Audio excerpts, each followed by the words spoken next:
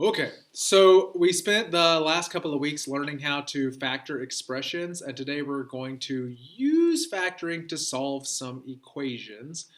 But before we get into that, using factoring to solve some equations, I got to ask you a question.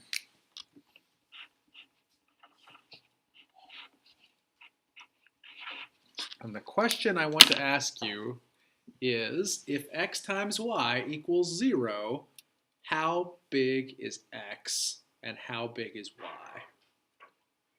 What are they? What number is x and what number is y if multiplying them together gives me 0?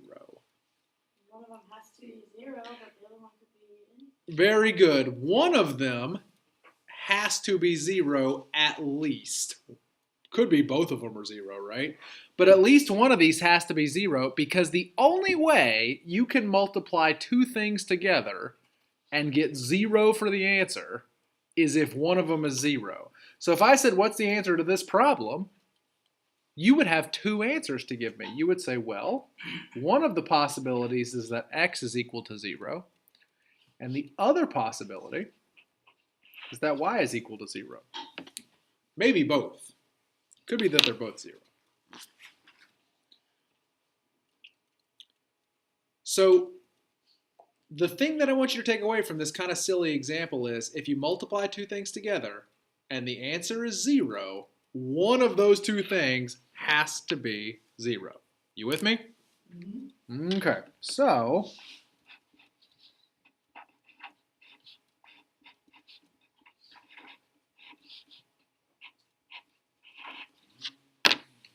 take a look at that. Now, the stuff on the left side of the equals is called a quadratic. A quadratic is a fancy way of saying it's something that has x squared in it.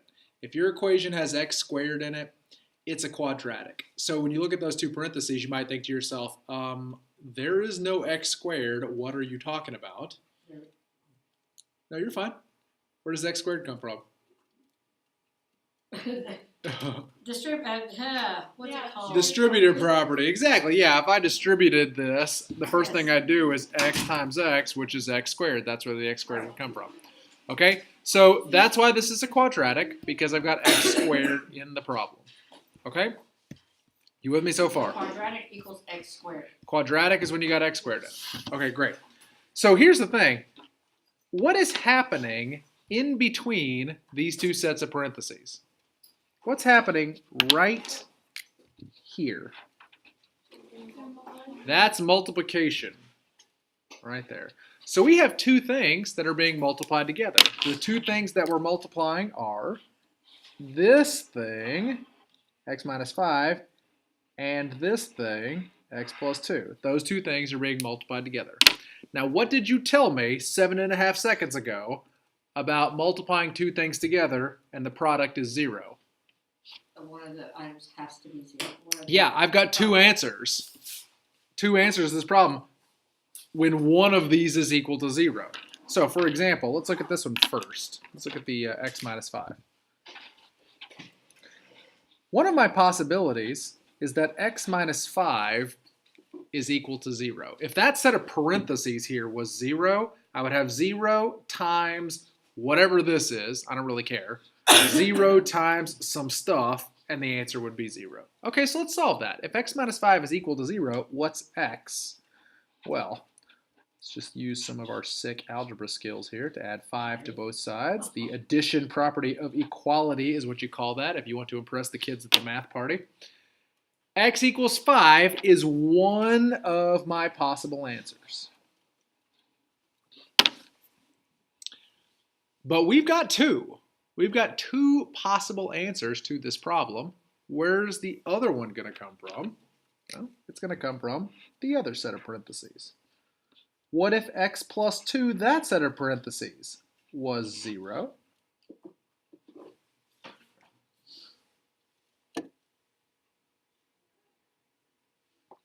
What do I do? There we go. Let's use our subtraction property of equality. X equals -2. So I have two answers to this problem. The two possible answers are that x was 5 or x was -2. Either one of those is an acceptable answer to this problem. Because if x was 5, what would it look like? Well, if x was 5, let's go back to the original problem and we'll replace the x's with 5. I'm going to check my work here. Instead of x minus 5, I would have 5 minus 5 times, and instead of x plus 2, I would have 5 plus 2 equals 0. Okay, let's go ahead and solve this. 5 minus 5 is 0.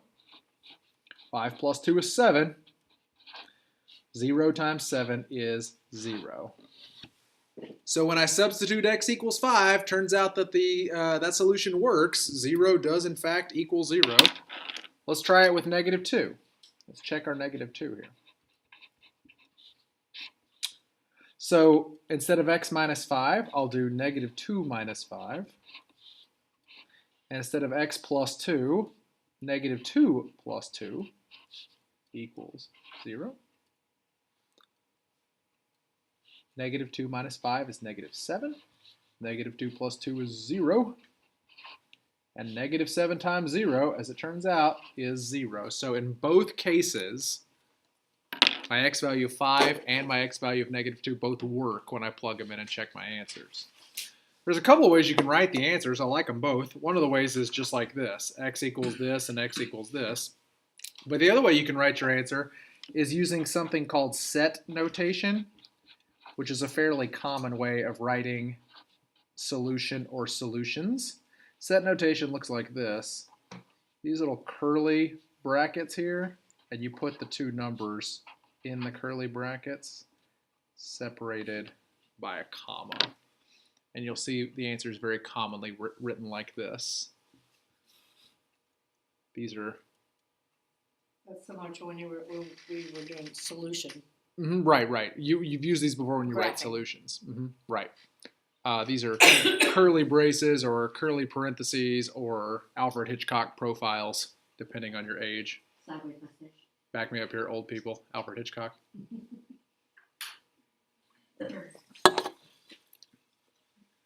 Nope, just me. You kids don't even know who Alfred Hitchcock is anymore, do you? This is what is wrong with America. Nobody knows who Alfred Hitchcock is anymore. Times like this, we need Hitchcock in schools. All right, cool. You feel all right about that one?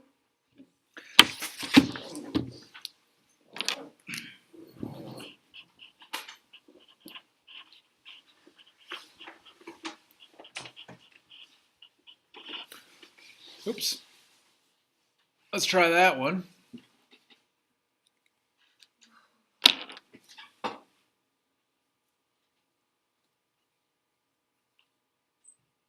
How many answers are we going to have? We're going to have 2 answers. One of our possible answers is when this set of parentheses equals 0. And the other possible answer is when this set of parentheses equals 0. And the reason I know that is because I'm multiplying these 2 parentheses together. And when you multiply 2 things together and the product is 0, one of these 2 things has to be 0. All right, so let's do it.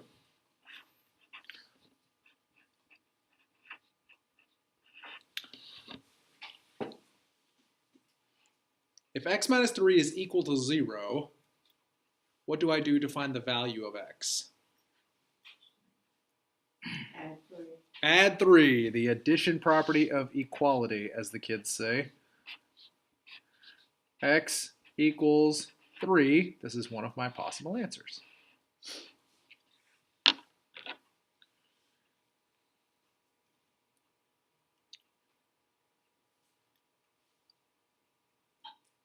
Yeah, that seem all right?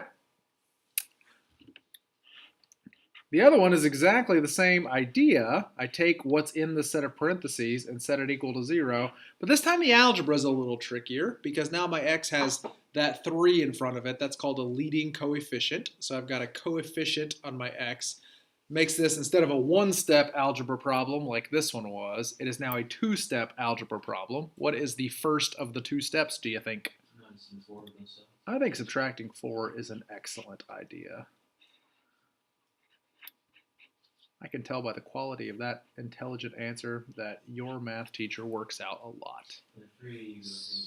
Yeah, let's divide by 3 on both sides. Well done. What a great answer. I bet your math teacher can bench press over 60 pounds. So the other possibility is that x equals negative 4/3. It's perfectly acceptable to write your answers separated like that, x equals and x equals for both of them, but you could also write it in set notation. Do your curly bracket there and put the numbers in like that. This is the solution in set notation. So that's the answer? That's it. Well, the answers. We have 2 answers. Well, The answer is the 2 solutions that work. And then you check your work. Then you could check your work by plugging each one of those numbers back in. The 3 works because if I plugged in 3 for x, I would have 3 minus 3, which makes this 0. And 0 times, I don't even care what this is. 3 times 3 plus 4 is what it would be. I don't care. I just care that it's 0 times some stuff. That would be 0. The one that's harder to check is the negative 4/3, but you can do it. 3 multiplied by negative 4/3 is negative 4. And negative 4 plus 4 is 0. So some stuff times 0 is going to be 0.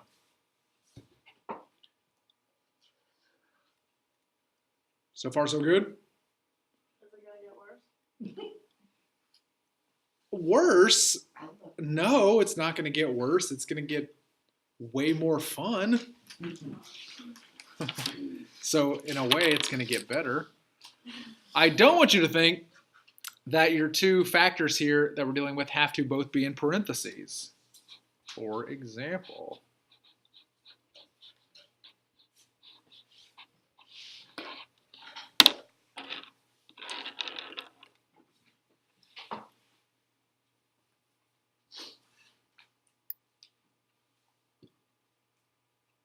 what are the 2 things that I'm multiplying there?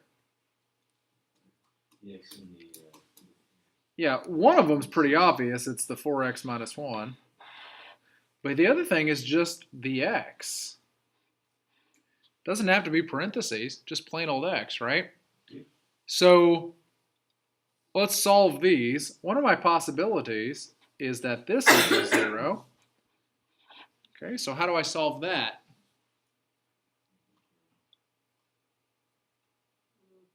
You don't? You don't. It's solved. It's already x equals a number. It's 0. Bam, we're done. And then we'll do the other one by setting that equal to 0 as well. All right, my little algebra experts, what do I do? Plus 1. That's a good idea. And then divide by 4. The division property of equality. 1 divided by 4 is 0.25. I'll be a little lazy and just say it's a 4th. I like fractions. Fractions are the lazy man's way to write an answer. So, using set notation, the answer is 0, 1.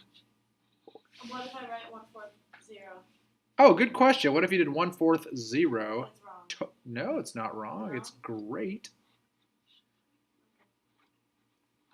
I love 1/4 0. Order's not a big deal. Don't get hung up on stuff like that. Just get the right answer, for God's sake. Just get the right answer. Okay, so this seems easy. It seems suspiciously easy. Some might say too easy. Also isn't hard to Some might say, I can't believe I'm paying for such easy math. Bring on the pain, Taylor. I want to know my tuition dollars are well spent. And the way that I know that is by the amount of suffering I feel at the end of class. Well, good news, everybody. We did not spend all that time learning how to factor just to never use it again. No. We spent all that time learning how to factor so we could use it every single math class until the end of time. Is that true? No. No. But it's mostly true.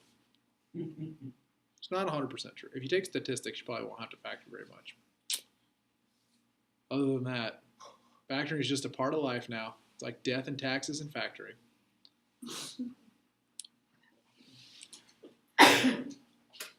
See, look, you're feeling better about factoring already now that I put it in a sentence with death and taxes. You're like, man, factoring doesn't sound bad.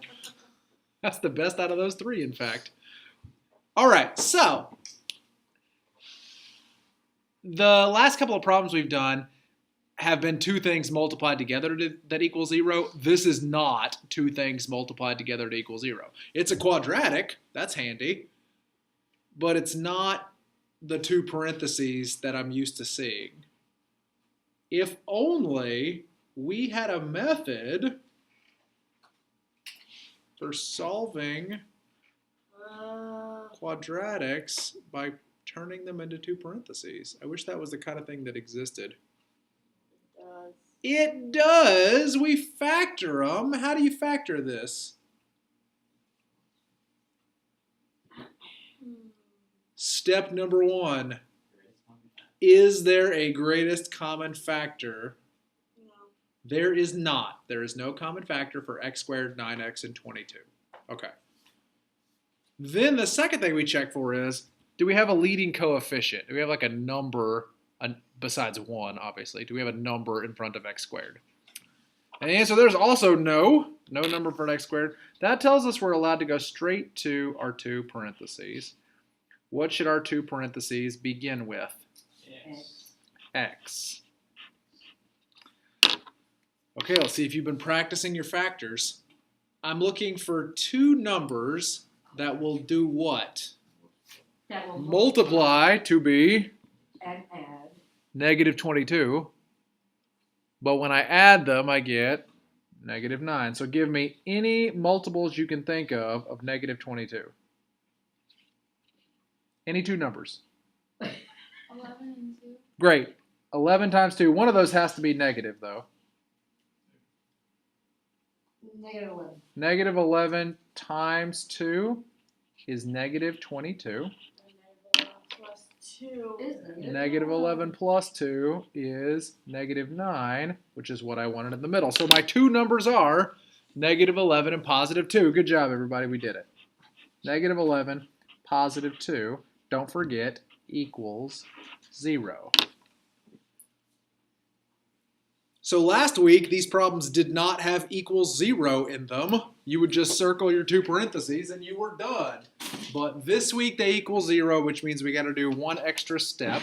And that step is, what are the x's? So let's do that. Let's solve that bad boy. X minus 11 equals 0. X equals 11. We'll add 11 on both sides using everybody's favorite addition property of equality, the addition property of equality. And then, let's do this one. Let's do this one, everybody. X plus 2 equals 0. Subtraction property of equality says subtract 2 on both sides. X equals negative 2. So my two answers are positive 11 and negative 2. So my answers, negative 2 and 11.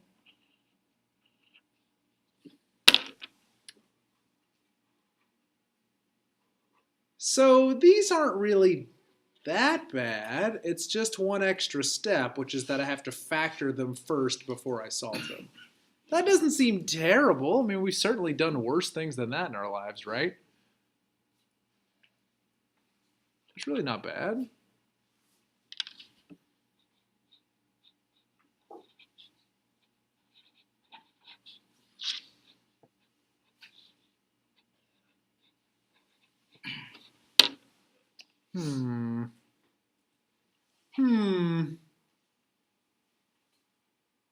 What do you suppose you do if it doesn't equal 0? Add 4 and get it to the other time? Add 49 to the other side is what he said. Why in the world would I do that? That's the craziest thing I've ever heard of. To get it to 0. Ah, maybe it's not such a crazy idea. The suggestion was, what if you added 49 to both sides?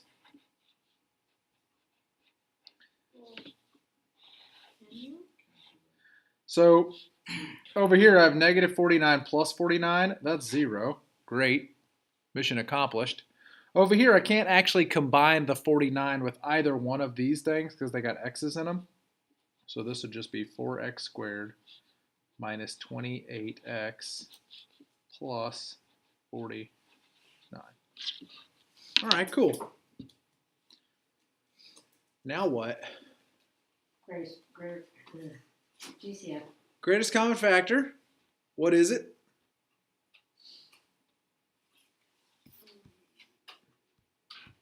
I don't think there's one. There's not one. You notice anything else about this? It's squared. Yeah, it's squared, but look at the first term and the last term. What? Those are perfect squares. 4x squared and 49 are perfect squares. Now, how would we know that? How do you know that you can take the square root of 4 and the square root of 49? Yes. Yeah, square root of that's 7 and square root of that's 2. Would that be that a squared type of form?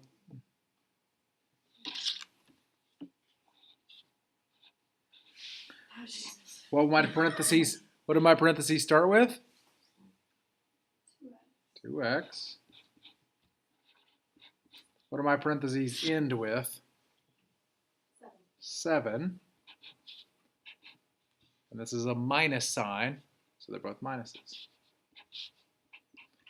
And then we want to double check and make sure when I multiply it out, is it really negative 28 in the middle? So 2x times 2x is 4x squared. 2x times negative 7 is negative 14x. Negative 7 times 2x is also negative 14x. And negative 7 times negative 7 is positive 49. And negative 14x plus negative 14x is negative 28x. Confirmed.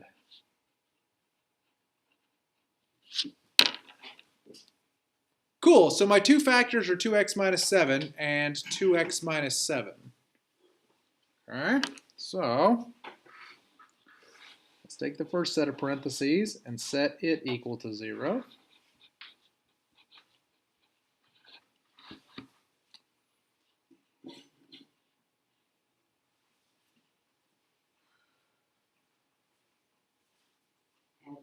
Add 7 to both sides. That seems like such a good idea. So I got 2x on the left, 7 on the right, and then divide by 2. Now dividing by 2 is going to give me kind of a gross answer. 7/2 doesn't come out real nice. You could write it as 3.5, or you could be lazy and just do 7/2. Either one of those is good. I like them both.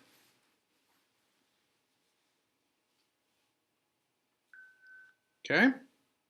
The next set of parentheses is the same thing. The next set of parentheses is the same. Yeah. I don't know that I need to necessarily spend a whole lot of time solving this one. I bet I know what the answer is going to be. I bet it's going to be 7/2. Right? It's the exact same equation. Makes sense that it would get the same answer, yes? Yes. Okay, so what do I write for my answer? Do I write my answer is 7/2 and 7/2? Yeah, that'd be kind of dumb for me to say it's 7/2 and it's 7/2, so I'm just going to write it once. My answer is 7/2. Only one solution.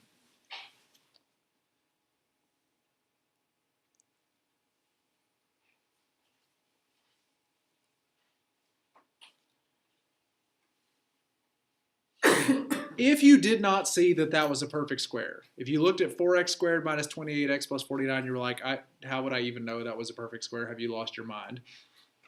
You could factor it out by grouping. It factors the exact same way if you do factoring by grouping. Just takes you a few extra minutes, The next problem we're going to do is not a perfect square, so we'll review how to factor by grouping in the next problem. But if you see that it's a perfect square, you should go for it. Save yourself a couple of minutes. Save yourself a couple of minutes on every problem. By the time you're done with the homework assignment, you'd have like an extra half hour you could use to write a poem about your favorite math teacher.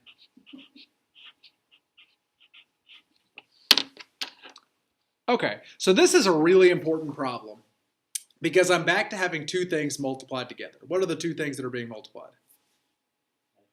X and 2x minus 7 are being multiplied together.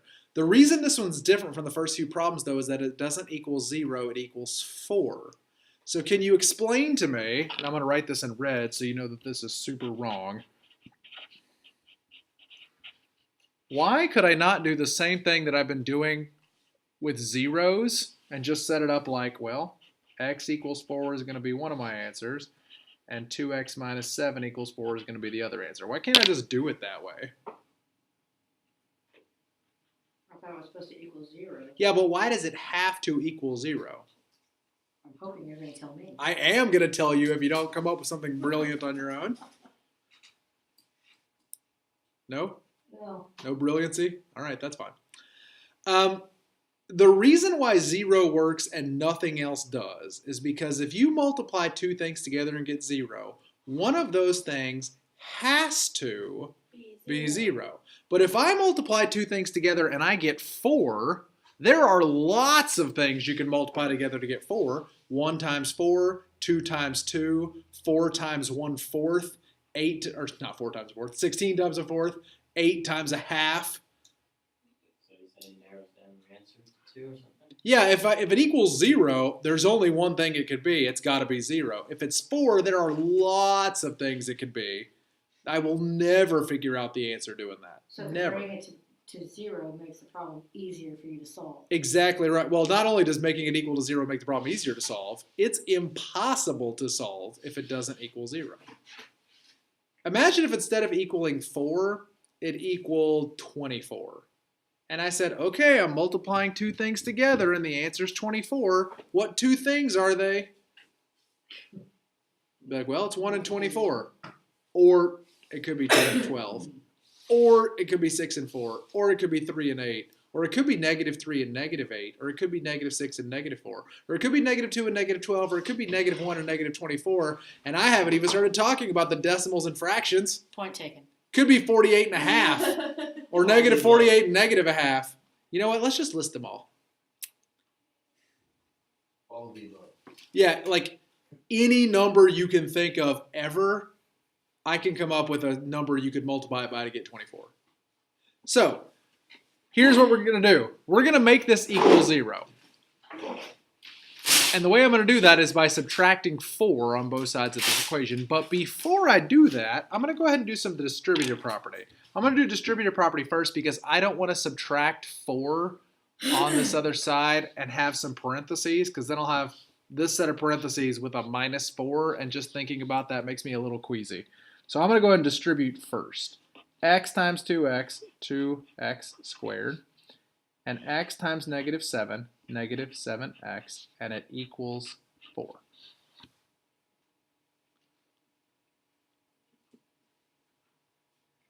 Then I must set this to where it equals 0 by subtracting 4 on both sides.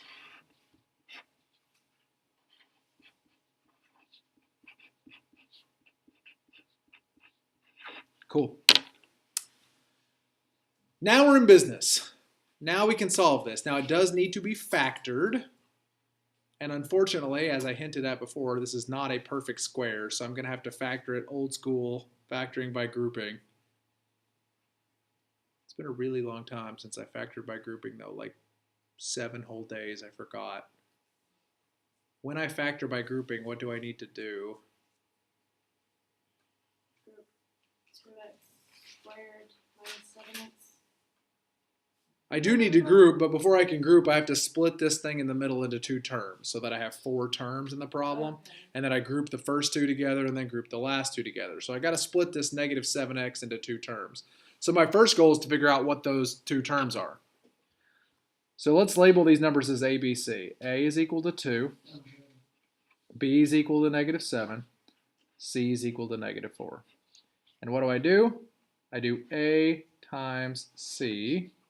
That's 2 times -4, which is -8. Okay, so I'm looking for multiples of -8. Two numbers I can multiply together to get -8, but when I add them, I get -7.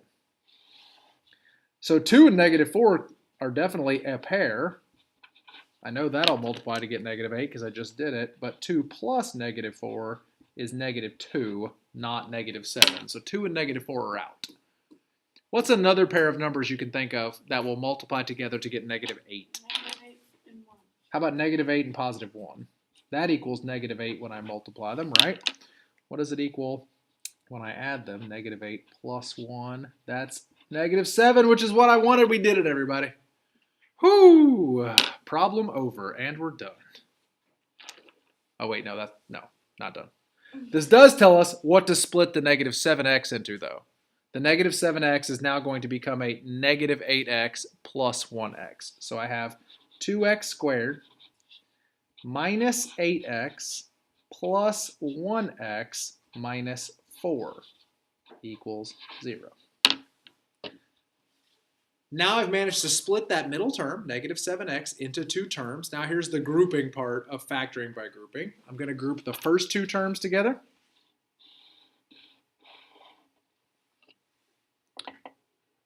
Let's factor them. 2x squared minus 8x. What am I looking for? I'm looking for a greatest common factor. What is it? 2? X. 2x. There you go. Get greedy. Do not leave until you've taken it all. Okay, so if I have 2x squared and I divide by 2x, what am I left with? X. There we go. Minus 8x divided by 2x is 4. There we go. Mission accomplished. Oh no. I wish there was something I could do, but I don't care. So our next pair is 1x and minus 4. What's the greatest common factor there? 1. It's 1. Yeah, so positive 1. What's left on the inside now? X. It's x minus 4. Well, that's good news for everybody. Why is that good news? How do we know we've done this correctly? Because X minus 4. Yeah, so x minus 4 is the factor they have in common. What's left over? Is the 2x plus The 1. 2x plus 1. I'm gonna phone fully read all this. That's the spirit. So is that it? Keep pushing on. Yep, that's it. Problem's over. Oh, except You forgot. we got to solve it now. What's x? Oh, Jesus Christ. Nope, nope. He cannot save you now.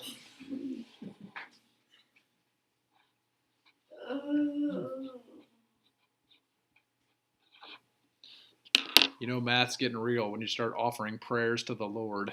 Yeah. X equals 4. First, you're going to pray for the Lord to come save you, and then you're going to start praying for the Lord to come back with the apocalypse. X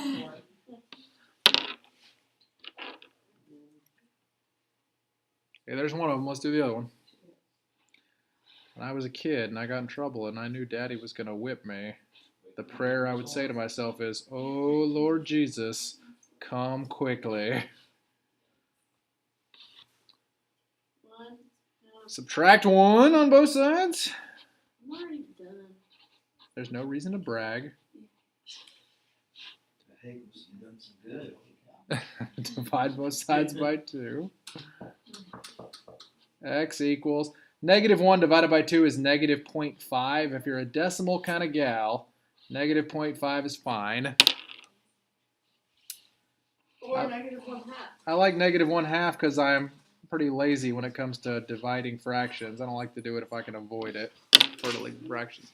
And there's my solution, -1/2 and 4. Whew, Lordy. That problem is tough.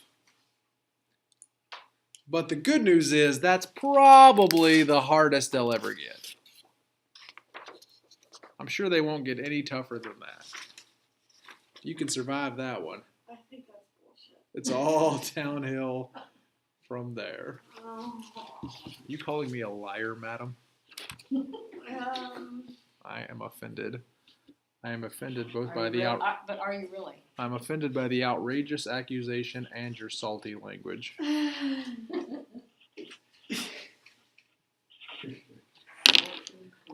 Yes. I'm feeling pretty salty right now. These are math students, not sailors and truckers. Let's keep it down over there. This is a family place. Is it? Math is fun for the whole family. Don't you remember when you were a kid and your mom and dad were like, let's go to Disney World? And you were like, no, math camp. No, I don't remember that at all. Is that just me? Okay. Yeah. All right. Well, I got some good news for you, which is this one already equals 0. So that's nice. Save ourselves a little bit of algebra trouble. I guess we're just ready to factor it, right? Yeah. Can it be squared? There's a GCF. There's a GCF. What's the GCF? 2. 2? But that's negative. It's negative 2. If it starts with a negative, you factor out a negative. -2. Negative 2. So let's divide everything in the parentheses by -2 to see what's left over. Negative 2x squared divided by negative 2. X squared. X squared. Negative 4x divided by negative 2. 2x. Positive 2x. Good. And 30 divided by negative 2. Negative 15 equals a 0.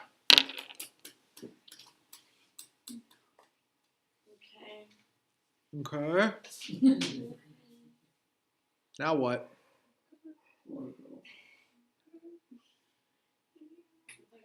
We have to. Well, you know what the beautiful thing is? We can ignore the negative 2. The negative 2 doesn't have a variable, so it's not going to have an effect on this problem. So you could just toss the negative 2 out and forget about it. I do want to explain to you mathematically why we're allowed to forget about it. It's because this is negative 2 times this big set of parentheses. So since this is multiplication in between, I could divide both sides by negative 2, and that would cause the negative 2's to cancel. And over here, 0 divided by negative 2 is still 0. So I'm left with x squared plus 2x minus 15 equals 0. So when you're solving these, if you get a greatest common factor that does not have a variable in it, you can just toss it out, and that's why you could toss it out. If our greatest common factor had been negative 2x, we would have to deal with that. We can't just toss it out if it has a variable in there. So if the GCF had an x in it, we'd have to keep the x in there. But I'm sure you won't have any problems like that except for the next one we're going to do. So, you can complain in a few minutes when I give you that one. You can't complain too hard about this problem, though, because this one's pretty easy now. There's no greatest common factor, and there's no coefficient on the x squared. We can just go straight to the 2 parentheses.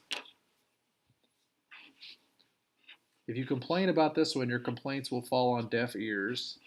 On the next problem, you are welcome to assail me with your wailing and gnashing of teeth and rending of garments. I'm looking for 2 numbers that will do what? Multiply to be 15. negative 15. Good. And they will add to be 2. Good. What numbers will do that? Negative 5 and 5. Negative 3 and 5. Wait. Negative 3 and 5. I heard 2 answers, and I like one of them. You said negative 5 and 3. Negative 5 plus 3 is negative 2. And then you said negative 3 and 5. That is a positive 2. We want positive 2. So negative 3 and positive 5. X minus 3 and x plus 5. X minus 3 and x plus 5. And now we just solved that. This one's not bad at all, you bunch of whiners. Wait, do we have to put the GCF back? You don't have to put the GCF back when Gone forever. it's gone forever when you are solving an equation. Now, if all I was doing is factoring, I can't just drop the GCF. But since I only factored to get X, I don't really care what the factors are. I just care about X. So I can only toss out the GCF like this when there's an equal sign. I divided by -2 on both sides. That's why I was allowed to get rid of the -2. If there was no equal 0, I can't divide by -2 on both sides because there is no both sides because there's no equals. If I can't do it on both sides, I can't do it. And for me to do it on both sides, there has to be 2 sides. Okay, this isn't so bad. It's not so bad. We have definitely done significantly more shameful things in our lives than this problem. That's gonna come up if I solve this. That's what happens when you do shameful things. It comes back and bites you eventually. But not today. So my answers here are 3 and negative. -5. Yep, don't forget the negative. Has anybody ever told you that you remind them of Ed Helm?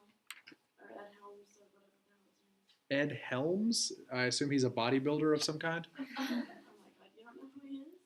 I don't even know. If I remind you of him, I'm assuming he's a handsome fellow. I know that pulls out the tube. Yeah. Oh yeah. Oh, he is a handsome fellow. So now he has 2 people to make it resemble. It's worth The quacky it. dentist, the quacky dentist, and a serial killer. Wow. You talking about Gone Girl? You guys are talking an awful lot of crap about your math teacher for it being early enough in the semester for me to fail all of you. Yeah. So- Yeah. And then And he's Ben all Affleck. of it. So let's the accountant. Oh. work on this one. This one is another one that has a greatest common factor. What is it? 3. Get greedy. It's 3x. So this is what I was talking about when I said you will get some with a greatest common factor that has a variable, and I'm not allowed to just drop those off the face of the earth. I got to learn to live with the variable. Okay, so X So X minus minus 12. 4. X minus 4 is what's left when I divide both of these things by 3x. Outstanding. Okay, great. So this doesn't seem that terrible. It's really just 2 things, right? 3x equals 0. How do I solve that? Divide by 3. Divide by 3. Yeah, that doesn't seem... So X equals 0. So one of them is 0, yeah. And we'll go ahead and solve this other one.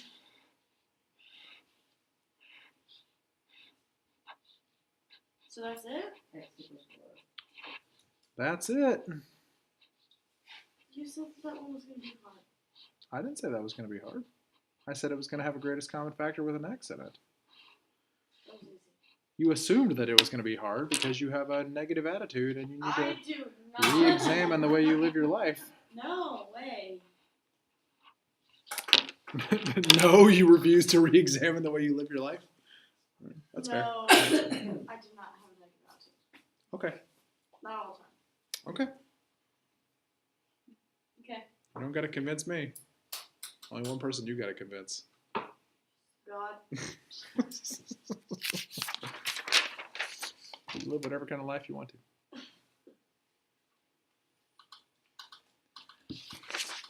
But living in such a way that you're negative about math, I just can't even understand. Of course not.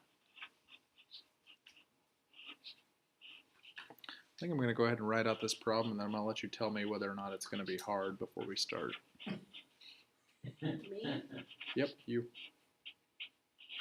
Yeah, I'd say so. Oh my gosh, it's so hard. It's got 2 parentheses like every other problem, but the second set looks scary.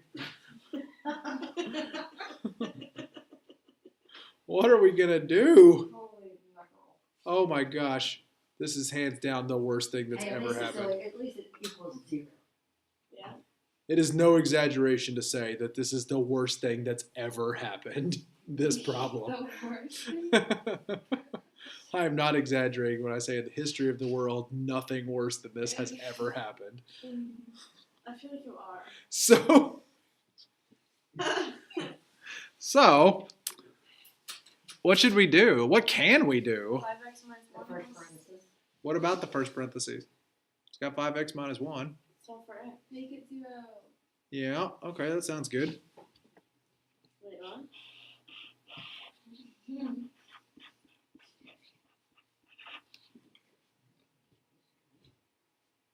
Okay. Plus 1 on both sides, that seems good. Divide both sides by 5 using the division property of equality. There we go. That seems all right. Cool, and we're done. Oh wait, we forgot about this teeny little piece right here. So what times? That also equals 0, right? 2x squared plus 15x plus 18 equals 0. So this one clearly is not as easy to solve as this one, right? This one was pretty simple. This one's clearly not as easy, but you know how to do these. We're just going to factor this. 2x squared plus 15x plus 18. We're just going to factor it like it's any other kind of factoring problem. But It's a big but. there's no GCF. There's no GCF. There's no GCF. So factoring by grouping. A is 2, B is 15, and C is 18. So A times C 36. is 36. And then B is equal to 15.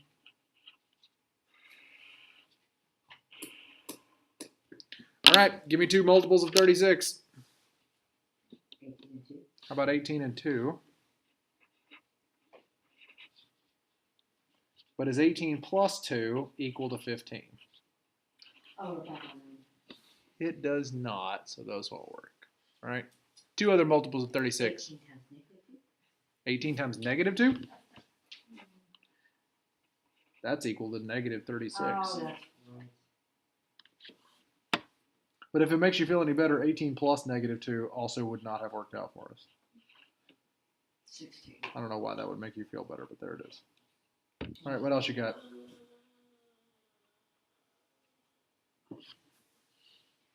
6.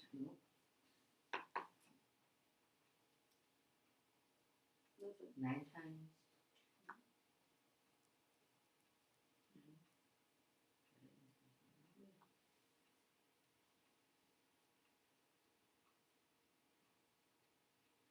Is prime, isn't it? 15 is not a prime number, no. That's it. When it comes to multiples of 36, all you got is 18 and 2, and then you're done? I know. 9 and 2? 36, 36. 6 times 6 is 30. 6 times 6, there's one. That equals 36. But 6 plus 6 equals 12.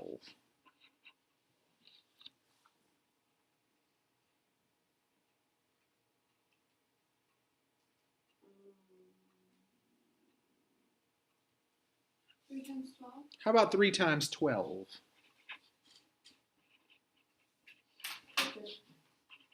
That's it. Great job. Okay, so that means the 15x here in the middle is going to get split into 3 and 12. So it'll be 2x squared plus, order doesn't really matter. You can do 3x plus 12x or 12x plus 3x, we don't care. Plus 18 equals 3. All right, now what? What about the 1/5? Hmm? Nothing, right? Oh, 1/5 is one of our answers. Now we're working on finding the other ones. Let's group them. What is the GCF of 2x squared plus 3x? Nothing. X. How about x? That sounds good. What are we left with? 2x. Good.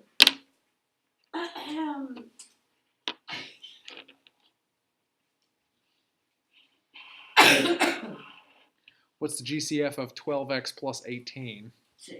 How about 6? Which leaves us with 2x. Plus 3. oh, that's good news. Oh, good Lord up in heaven. Plus 3. So we're 2x plus 3. 2x plus 3 is one set of And parentheses. x plus 6.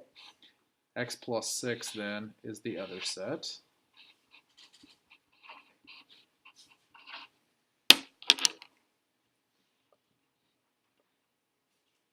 Hey, let's solve for it. Hey, let's solve for x. That's a good idea. Jesus. Wait, you have an awfully negative attitude about this. Awfully negative attitude. All right, let's subtract 3 on both sides. Minus 3. Minus 3. 2 divided by 2. X equals 3. After we subtract 3 on both sides, we'll go ahead and divide both sides by 2.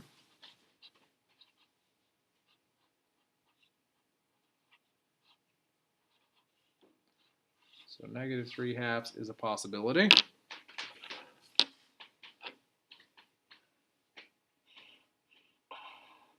Do the other one. This one's not bad at all. X equals negative 6. X does equal negative 6. You are so good. I should take back some of the bad things I've been saying about you behind No, your back. please don't. I'm every bit of it.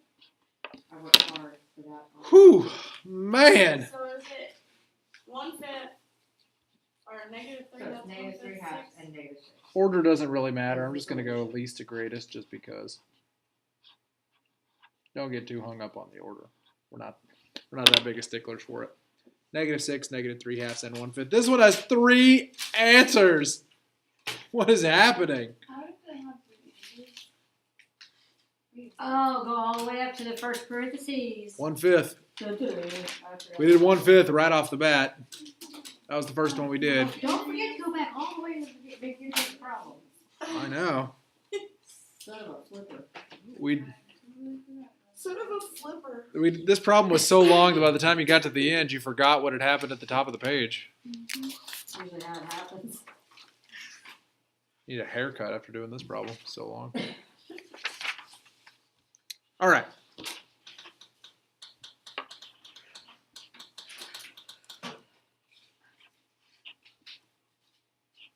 You know what? I can do better with that. What a waste of paper. That was a pretty gross looking symbol there. A waste of a tree. You think we get one sheet of paper from a whole tree? It's a miracle there's any trees left. It's not a waste of a tree. Well, The I tree- always had to write the same problem because however many sheets of paper. Yeah, but the tree was already turned into paper. It's not like I can send the paper back to the rainforest and be like, just kidding, I don't want it. It's already How done. do we really know that all paper is made out of trees? What's your paper made out of? I don't know. Bamboo, thank you. Yeah. Oh, wow, okay. Could be recycled. Taking your notes on papyrus this evening, huh?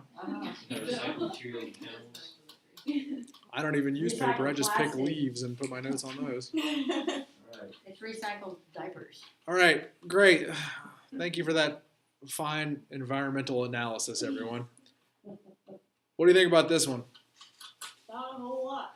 Now, I can tell you right off the bat, this problem is going to have 3 answers just like the last one. And the way that I know that just from looking at the equation is by the exponent of 3. This is a 3rd degree polynomial. That tells me I'm going to have 3 answers.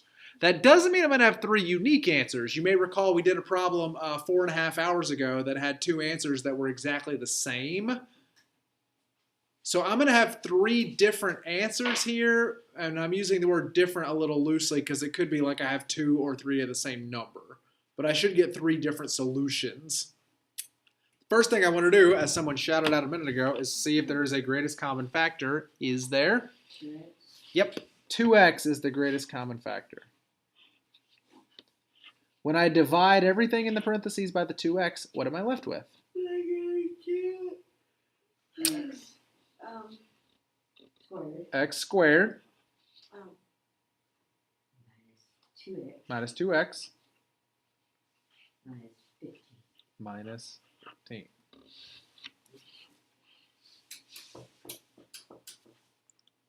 Okay, that seems all right.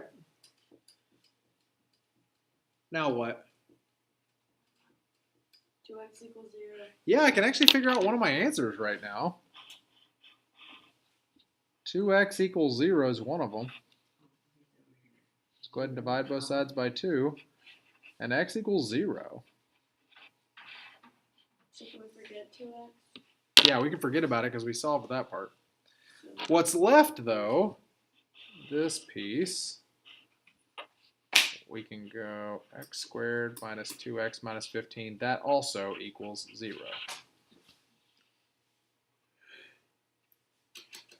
And that is not an incredibly difficult thing to factor. There's no leading coefficient. There's no greatest common factor. We just go straight to the two parentheses here. We don't even have to do factoring by grouping. Oh, happy day. What should each one of these parentheses start with? X. I'm like an X. That seems good. And then I want two numbers that will do what? Multiply and but add together. Multiply to be 15. negative 15, but add together to be negative 2. What are those two numbers? -5 and 3.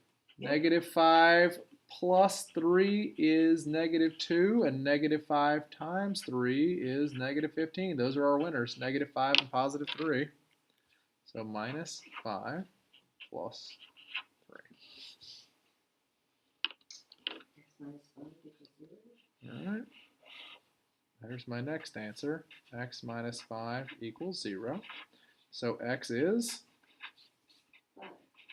5. Well done. And -3. The other answer is indeed going to be negative 3. You are correct. So 5 and negative. Subtract 3 on both sides using the subtraction property of inequality.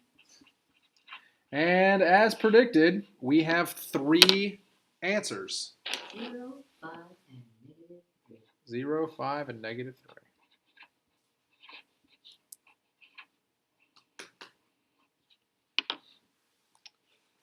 That wasn't bad at all. And you were so scared.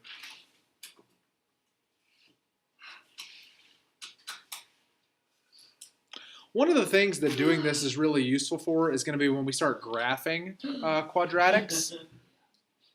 I know you're excited about that, but it's not going to be for a while. We're not going to be graphing quadratics for a while. But when you graph them, they look like this. If you're going to drop out, could you please do so soon so we don't have to deal with you for 8 more weeks and then you drop out? I mean, let's just rip the Band-Aid off. No. Okay, so this is what they look like when you're graphing them. Instead of equaling a number, they're going to equal y. This is an equation to graph them. And if I asked you to find the x-intercepts of this graph,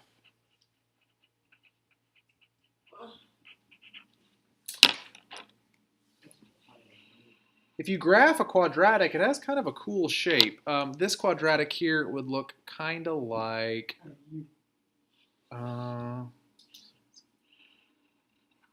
it looks kind of like this. How would I know? You wouldn't, I mean, you'd know because I just told you. This is kind of what a quadratic looks like. Sort of this horseshoe shape. X-intercept is where it crosses the x-axis. This is the x-axis right here. So this one has 2 x-intercepts. Here's one of the x-intercepts, and here's the other x-intercept. The question is, what are those two numbers? So x-intercepts for any graph, quadratic or otherwise, always look the same. It's always the x-coordinate, comma, 0. X-coordinates always have 0 as their second coordinate. Always have 0. Y-intercepts always start with 0. It's always 0, comma, the y-coordinate. We're just focused on x-intercepts. X-intercepts are when the y value is 0. So the way that we're going to find the x-intercepts from an equation is we're going to replace the y with 0. Once you do that, this is not an incredibly challenging question. We're just going to factor the x squared minus 5x plus 4. But I do want you to be familiar with the new way that you could be asked to solve this, which is find the x-intercepts. Okay? So let's go ahead and factor. There's no greatest common factor, and it's not factoring by grouping because there's no leading coefficient. So we'll go straight to our two parentheses.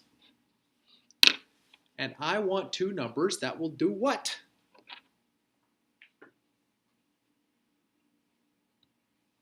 Times to be 4 Multiply to be negative 4 and add to be negative. and add to be negative 5. Wait, negative.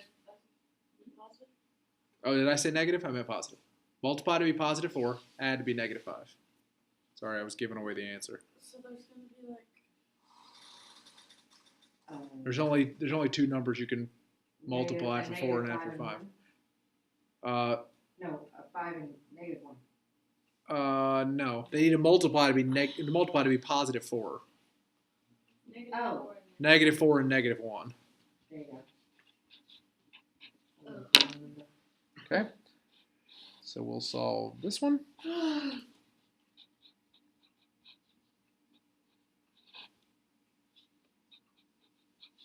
I don't think I've ever met a person in my whole life who yawns as dramatically as you do.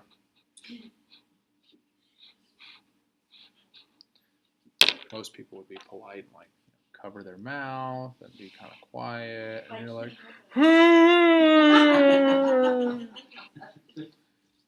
not only are you tired, but it's really important to you that everyone around you know that you're tired. Yeah. I don't know that you're going to get a lot of sympathy in this room right now. I feel like everyone in here is in a perpetual state of tired all the time, so I don't know that you're going to get a lot of sympathy. Like, oh, you're tired? Well, let's just turn off the lights and everybody take a nap. No, I'd rather go home. Well, I think we'd all rather you do that at this point. That's wrong. Cool. Sleeping driving. Yeah. Here we go. I'm Okay. going to bed on my drive home. Does anybody have any questions No. about how to factor these quadratics and then solve them? This would be a great time for you to ask some questions. No?